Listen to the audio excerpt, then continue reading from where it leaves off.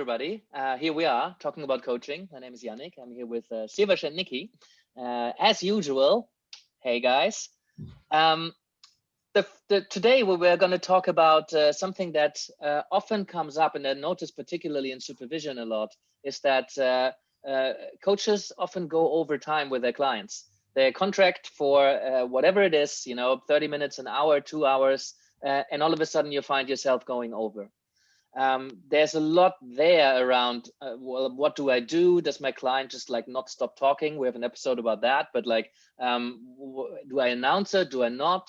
Do I acknowledge it? So there's a lot around whether we're going over time, whether that's important to finish. I mean, we don't want to be the kind of coaches, the kind of stereotypical therapist that we sometimes hear about, like cutting off mid-sentence, is like, this is all we have time for today, because it's so incredibly important that we never go over, because these are boundaries that are important. Boundaries, they're always they hold us in, they kind of limit us, but they're also creating a sense of psychological safety, right? It's important, especially for therapists who work with very vulnerable clients. It's very important that they have very clear boundaries. Otherwise, they might feel a bit anxious around what this is and where it ends. I think in coaching, it's a lot less important, but it's nevertheless quite important on many levels. So, we're touching on a lot of things already. So maybe I'll just kind of ask you, do you find yourself going over time, or have you struggled with that in the past, or what's there for you? I think it's a really great and interesting question. And I think for me, what comes up is instantly, it makes me just think about contracting again, and about kind of your individual attitude and approach as a coach. My attitude about going overtime in sessions has definitely kind of fluctuated in the last couple of years, as I've been kind of dabbling with different approaches and kind of establishing myself as a coach.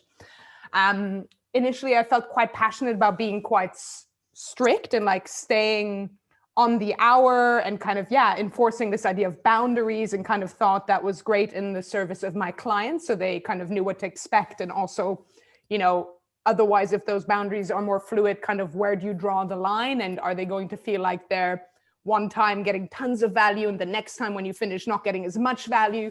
So I kind of like the clarity that comes with sticking to the time. On the other hand, more recently, I have been more open about time and kind of changed the way I think about it personally, because my schedule gives me the flexibility to kind of have time in between sessions. And I feel like going deeper and not feeling limited by time in a session allows me to kind of give more value to my client within. So within reason, I now think of my sessions in my head, even though I say they are 1 hour, as lasting between 1 and 1.5 hours. And I found that having that flexibility and checking in with my client towards the end of the hour and saying hey, actually, do you have a couple of more minutes? Because it feels like we're in a place that it seems, if we can keep wrapping this up, it would be great. And I found that to be, really powerful, and also has kind of in a way allowed me to feel freer as a coach, and I'm giving more of my presence and value to my clients. So that's kind of how I've been thinking about it. I'm curious to hear what you guys think. Yeah, I think that's really valuable.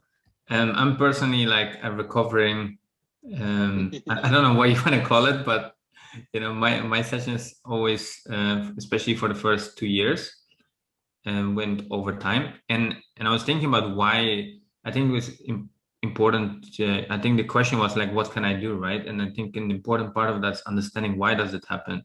For me, it was part of my understanding was that, if I give more time, I can give more value, right? And I've seen now that that's actually a misunderstanding, right? So it's really understanding why am I doing that? And, so does it mean more time? Does it really equal more value, right? And secondly, I think it's experimenting and seeing. What I've noticed for myself is that an hour it's not really for me, doesn't work well. So I'm shifted from an hour to 90-minute sessions, right? And at some point I was doing even 2-hour sessions because I heard that that's the way to do it, right? But then I found that 2 hours doesn't really serve me optimally in terms of my energy, my focus, my presence, right? Nowadays, even in 90-minute sessions, sometimes I bring like a 4 or 5 minute break into that at the middle of the session. And and again, that's not always there, but I'm more focused now on what has really served me, what helps me, what helps the client really be present. But yeah, I can, I struggled a lot with that, and still from time to time go over that. But I think nowadays I'm much more prepared and much more present. Sometimes there's a little timer on my watch or a silent timer somewhere where I'm more aware of the time. And I think it's also really, it's often like an important thing that I want to mention is, that often we make it about ourselves as a coach, but it's also doesn't always serve the client to go over time, right? I heard a story at one of my coaching sessions in the coaching school in Animas, right? Someone shared that they were coaching an executive, and they thought, oh, let me give them a lot of extra value. And then the executive just said, oh my God, we've gone over 10 minutes over time. And he was so angry because he was running late for another meeting. So it happens that you're thinking maybe like, hey, let me give more, but the other person has maybe another priority to attend. Yeah, and I think that's the first thing to acknowledge here, that the intention is almost always a positive one. I want to offer extra time. I want to offer extra value. This seems important, or often it happens when a client just kind of opened up something. It seems really important, and it's like, oh, but we're so close to value here. This is such an important conversation. I want to allow it to happen. And that's commendable. And I agree, in some ways it might not serve the client for different reasons, but I think that's important to acknowledge that it's a well-intentioned thing. I think the important thing there is to actually acknowledge it, and I think that's the easiest first step to do that. Not perhaps to acknowledge, hey, we have 10 minutes left on the clock. Sometimes we don't notice, we're so in flow, but like, I think with experience, we kind of get a feeling for it. And to just say, hey, we have 5 minutes left, an invitation to kind of wrap up. The other one is to, once you're over time, I always acknowledge it. It's like, hey, I'm just aware of time and that we're over. I think it's important to offer perhaps a little bit more. I'm in a position to do this today because I don't have anybody booked in. Would it be okay with you if we just spend a little bit more time here? It seems really important to me. What do you think? Because then that recontracting in the moment only needs to take a moment, but at least it gets acknowledged so that the other person can be part of that decision-making process. Yeah, I really like that. I think when you do that, you avoid situations where all of a sudden the other person is surprised and missing an appointment. Yeah, and I resonate with what you said before.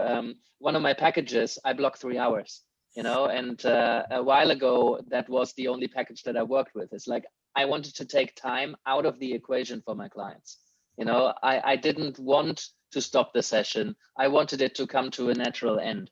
And I realized that only 2 clients ever were really, now 3 ever managed to get through 3 hours, and they have exceptional stamina. But usually 3 hours is a lot. You don't usually get there. So for me, that was like a time where I could still plan with my day, because I know from that point onwards, I can, book in other clients. But it allowed me to just kind of take time out of it. Other coaches work with like, oh, we're going to do 60 to 90 minutes, or we're going to do between 1 or 2 hours, or whatever it is. It means that you offer a range, and then within that range, you come to an end. But then you would definitely honor the boundary at the very end. And if you give time that generously, then it works. What I'm worried about in these kind of situations is that we agree on something, in this case, the end of a session, and then we kind of break that agreement. And if we break that agreement, what other agreements become breakable? What message does that send in terms of, well, if we can go overtime, maybe I can turn up a little late. Maybe I don't need to send you that written contract today. Maybe I can do it a couple of days later. What are those other agreements that you're now putting into question because you're not honoring that one of when we stop? So it might have a knock-on effect on other aspects of the coaching, which might not be a problem, because but it may be. So it's really important to kind of keep an eye on the impact that it might have on other little things. Yeah, I think that's a really powerful distinction, because it takes away the power of our word, right? If we say, okay, our session is from 11 to 12 and you keep going over, then naturally it will happen that our word loses that level of integrity there. My favorite way of working at the moment, and that most clients seem to like that the most, is I block 2 hours and we take as much time as we need. And I sell packages of 10 hours, not 10 sessions, but 10 hours. And then whenever we stop, I just say, I just take that amount of time off. And I say, I'm fine with taking 32 minutes, if that's how much time you need today. I'm fine with 72 minutes. I'm fine with 90 or 2 hours, but at 2 hours, we'll definitely stop because chances are I'll see another client. Or on that note, it's fun. It's amazing for me to see how much easier it is for people to say, we have to stop now because I have another client, or because I have to go do something else, rather than because it's the end of the session now. But that blocking 2 hours and then taking the time off and putting it off the block, it worked really well for me. And personally, it works because if somebody takes half an hour, it's kind of rare. Usually it's a bit longer, but like if I have an hour and a half extra in that day because the client finished not early, but earlier than the 2 hours that we have available, there's always something I have on my to-do list. There's always something I can do, and it always kind of works out. So for me, that flexible way of working works quite well. For other coaches, that would just not be an option because they need to plan with their time, which I appreciate. Those are all really awesome points, and I especially like that suggestion for working in that way, Yannick. The other two things that really kind of jumped out at me that I was thinking about is this, this idea of, is more time more value? And I think Siawash mentioned kind of the idea of our own energy as coaches, and I think that's certainly still something that I'm very conscious of. And I've also dabbled with doing longer sessions of 2 hours, and I just noticed, eventually at the end of that 2 hours, both the client and I feel like we're at the end of kind of our wit and our strength. And so based on that, I would agree with the statement that more time isn't almost more value. It kind of factors in your energy as a coach, whether that's generally or on that day, and certainly also the energy of the client. And that makes me think again, it can be, for me personally, a bit of a case-by-case assessment, depending on how I contract with the client, what I know the client's commitments are outside of our sessions. For example, if they are someone like a CEO who has to be quite time conscious. But also, I'm thinking about it in terms of leading and pacing and going back to boundaries. So for example, I have had clients who speak a lot, and a whole session can be just taken up by them kind of downloading their story, which of course at times is really relevant and valuable for them to be heard. But if you have a client who repeatedly fills the whole hour with just kind of downloading, then I think, you then compensating, throwing in extra time in order to do the actual coaching also maybe isn't kind of the best respecting of your mutual time, energy, and kind of the session space. So I think in that instance, having someone who you kind of perhaps coach a little bit to stick within the boundaries, since that's perhaps one of the very issues that is relevant to them in terms of the coaching, can be also a powerful instrument. So I think, I'm thinking navigating it partly on a case-by-case basis can be helpful. Yeah, and that extra value is interesting, right? Because something I've heard quite often is that we are now so close. I want my client to walk away with what we've agreed for this session that they want to walk away with, and then you don't quite get there, and you don't want to end the session before you got there. And perhaps you've done everything right, and you said, hey, we have like 10 minutes left now, or 5 minutes left, or whatever. What are you going to do moving forward now? What do you want to commit to? Who would you want to be accountable for? Or like, let's talk practical between now and we meet again. How do you put what we just talked about into action? Or simply asking, what did you take from today? What did you learn? What would you like to highlight or underline from today's session? And then they just talk about something else, or they go deeper into detail, or they bring up something completely different. And perhaps you even remind them, it's like, hey, I notice we just that seems to lead us somewhere else. I'd really like you to walk away with what we've agreed in the beginning you wanted to walk away with. What do you take from today? What would that be? And maybe they just go somewhere else. That's not your responsibility. I see so many coaches taking so much responsibility for that process. And if you invite that client and you do what your responsibility is, which is making them perhaps aware that we're coming to an end, and offering the contract, and but then it's up to the client if they want to do that. And if they keep ignoring your questions, or they're just like, maybe you just need to leave it up in the air. And I appreciate it. It's difficult to leave things up in the air. It's nicer to bring a session to a nice close and put a nice bow on it, and they walk away enlightened. But it's just not always the reality. And some of my most powerful sessions, both on the giving and on the receiving ends, were those sessions where we just had to stop, and there's still a lot there. And then the insights came between sessions. Most of the insights, the powerful insights, come between sessions, not in the session. So from that perspective, I'm totally fine with acknowledging that we haven't put a nice bow on it today, but that there's still a lot of stuff in the air, and that perhaps, we need to walk away and kind of do some more processing. And is that okay with you? Because we're coming to an end. We do really need to stop in 2 minutes. And no client ever gave me any shit about it, because they appreciate your time. Usually they respect your time. Yeah, I think that you mentioned something that I want to just highlight. And again, it comes back to intention. There are so many different coaches out there, right? We work in different ways, but coaching around insights. And this is something I recently completed a coaching program with Rich Litvin, and he coaches mainly around insights. So when he's coaching someone, I didn't work with him one-on-one, but one thing that he shared is that in a one-on-one session, sometimes it's a 20-minute session, sometimes it's an hour session. So his sessions are usually 60 minutes, right? And that's something that I've been bringing a lot more into my own work with clients, but also in my work with my coach. So I have 90-minute sessions with my coach, but I've had sometimes that after 40 minutes, I was just like, hey, I'm done. I'm complete for today. Can we just end it? Because I had a few big insights, and I'm like, there's no point really talking about new things. And I think it's just a powerful, and again, it's not necessarily the right way for everyone, but I think it's really thinking about what is really the intention here. Like, what are we creating together? Right? No,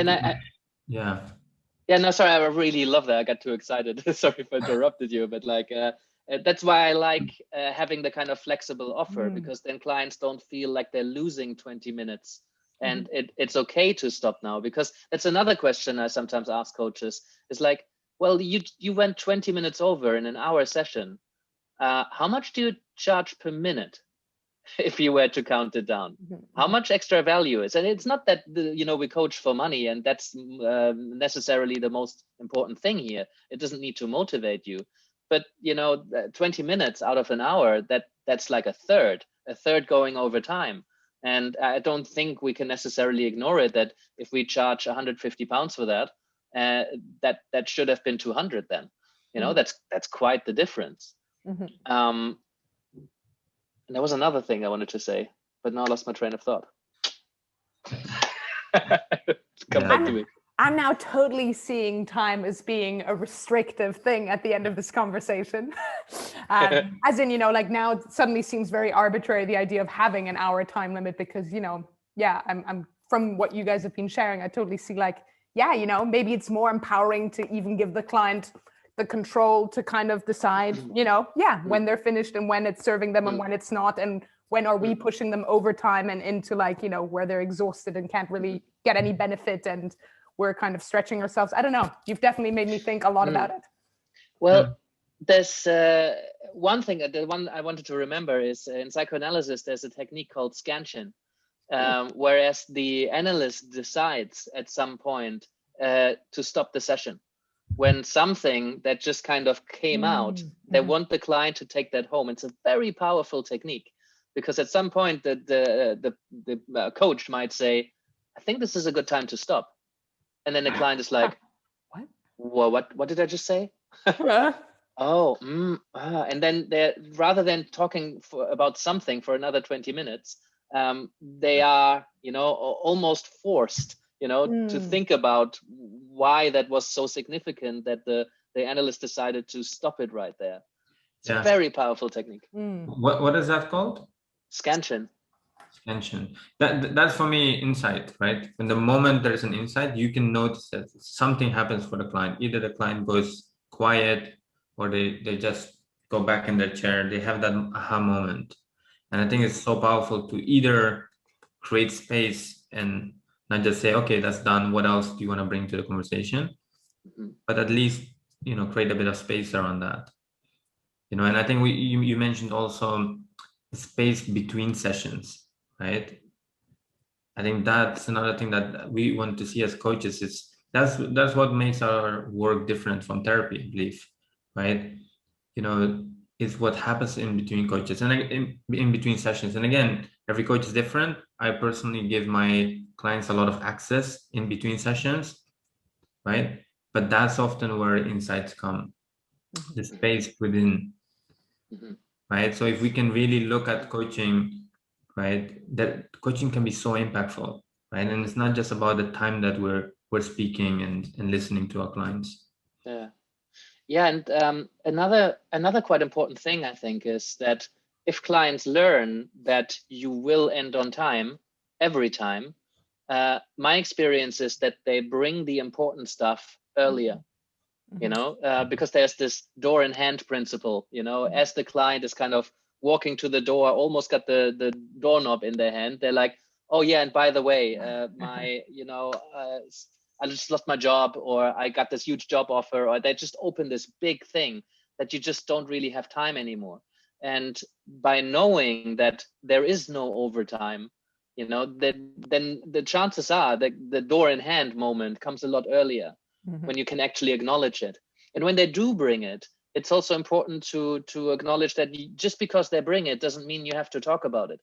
I mean, unless it's something that just like throws the client into this hole of vulnerability, and you just need to make sure that your client is okay for ethical reasons. Then it's important to go over time. When somebody's really just not okay, and you need to make sure that if they drive home now, they're not going to be so emotional they're going to be in an accident. But you can acknowledge that it's like, hey, that is quite a huge topic. I think we could talk about that for quite some time. Is it okay with you that we talk about that next time? Because right now we're out of time. Is that pressing? Might you want to schedule a little bit earlier, or something like that? But just because they bring something important up doesn't mean you need to follow in and talk about it. Yeah. I think that's such an important thing. And I think it comes back to the idea of that our clients are whole, they're creative, they're resourceful, right? I had a moment like that in a group session where I coached someone around something and it was very emotional. She was in tears. And then at the end, she said, oh, this has actually brought up another big thing. And I just slowed down and said, hey, what about you journal on that? And then reflect on that. And if it's still something that's, you want to discuss, bring it to the next session. But from that, taking time out and journaling and reflecting, a lot of insights came from that. Right. And for me, there was something on the inside I wanted to go there, but then I thought, hey, you know what? There are other people in the group, right? But that could be also a one-on-one conversation where the time is ending. And speaking of time ending, we did say we wanted to talk about 3 questions. and that we're aiming for 20 minutes. We're a bit more flexible, and we agreed for flexibility. However, I think we've put enough out there for this to be a good ending point. Is that okay with you guys? Or is there something still burning? No, I think that's great. And I think wherever you're listening, whether it's the podcast or YouTube or in the group, share with us in the comments. Share with us what's your experience with this. Do you end on time? How is your experience as a coach, but also how is your experience as a client? I think it's really interesting to hear also more from your experience as a client. I know that if I have sessions with my coach, I like it to finish on time, because then I can have my lunch, right? I have my lunch break straight after that. Yeah. Great question. I really enjoyed that. Thanks, guys. Cool. Fantastic. Thank you for being with us today. I appreciate your commitment to learning and growing as a coach. Just a few things before you go. First of all, we're doing this for you, so if there's anything you'd like us to talk about, do send us a question. Secondly, we're not doing this for profit, so we rely on your support to help us reach as many coaches as we can. So if you can send this episode to a friend or tell a fellow coach about what we're doing here, maybe you can subscribe or leave us a review, or even support us on Patreon. That would be amazing. And lastly, you can find us across all major platforms. So whether you like to watch, or you like to listen, or you like to download episodes and listen to it in your car while you're driving through somewhere with no internet, you can do so too. And that's it from us. Thank you, and I hope to see you next time.